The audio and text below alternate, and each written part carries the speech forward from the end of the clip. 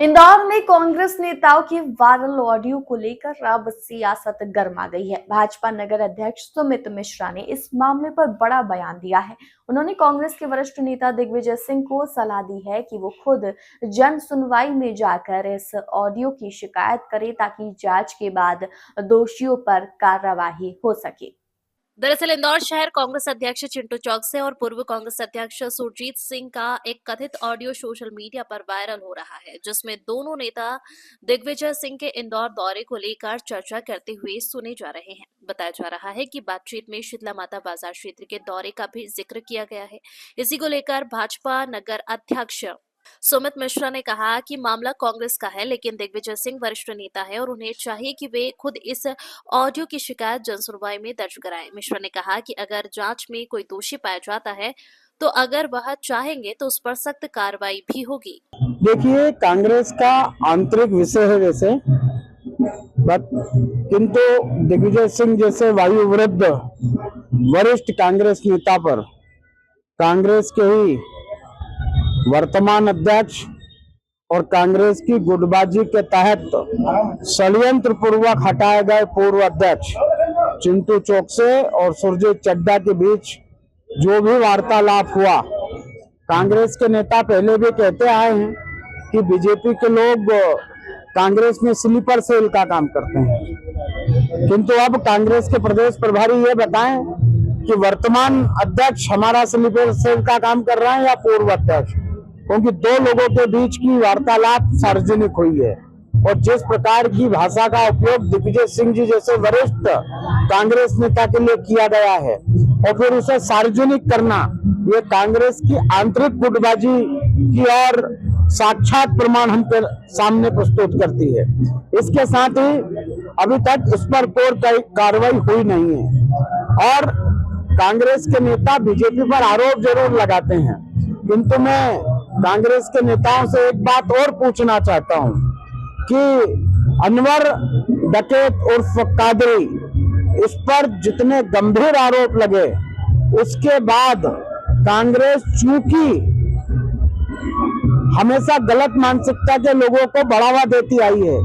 इसलिए उसे आज तक बाहर का रास्ता नहीं दिखलाया गया। तो कांग्रेसी ये बताएं कि कांग्रेस में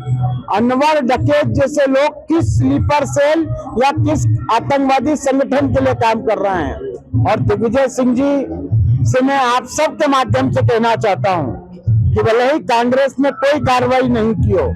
किंतु मध्य प्रदेश की भारतीय जनता पार्टी की सरकार ने आजकल जन सुनवाई की व्यवस्था कर रखी है। यदि दिग्विजय सिंह जी जन सुनवाई में आकर इस ऑडियो की शिकायत करेंगे तो कितनी आवाज है, किसकी आवाज है, किन किन अपशब्दों को इसमें से हटाकर प्रस्तुत किया गया है, इन सब का भी खुलासा होना चाहिए। मुझे तो लगता है कि और दो चार शब्द होंगे जो शायद इन लोगों ने थोड़ी बहुत काट छांट के साथ प्रस्तुत किए हैं। और दिग्विजय सिंह जी जन सुनवाई में आए,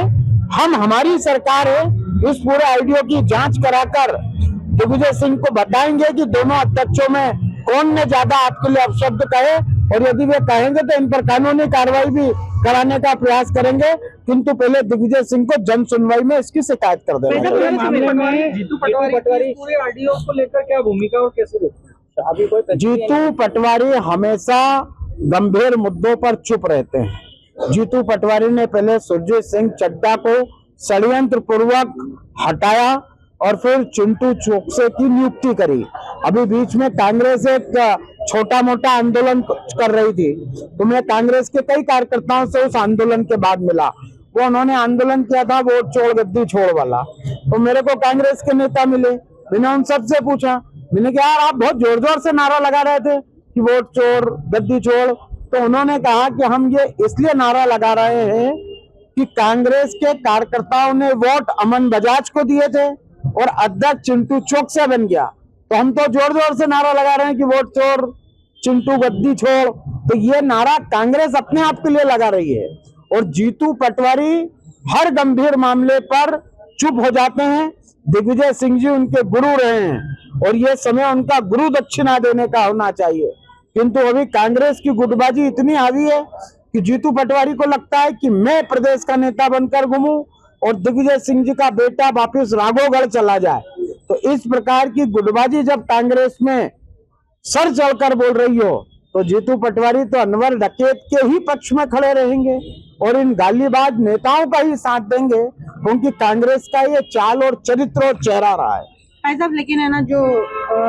सुरजीत चड्ढा जी है वो कह रहे हैं कि ये वीडियो नहीं है, इस वीडियो के बारे में मुझे कुछ भी नहीं पता है, उसका इनकार करते हुए नजर आ रहे हैं।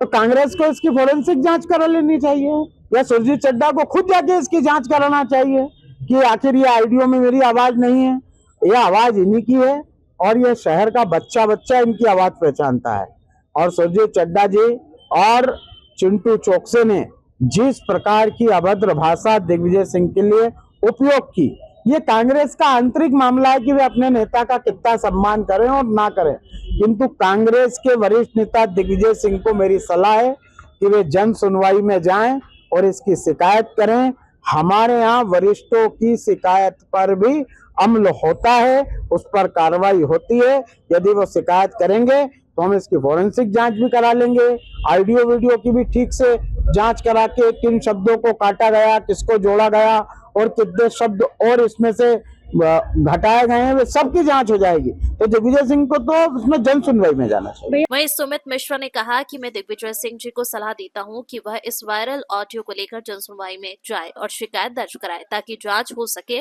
और जो भी दोषी हो उस पर कार्रवाई की जाए। अब देखना यह होगा कि कांग्रेस की ओर से इस वायरल ऑडियो पर क्या सफाई दी जाती है और क्या दिग्विजय सिंह भाजपा नेता की सलाह मानते हुए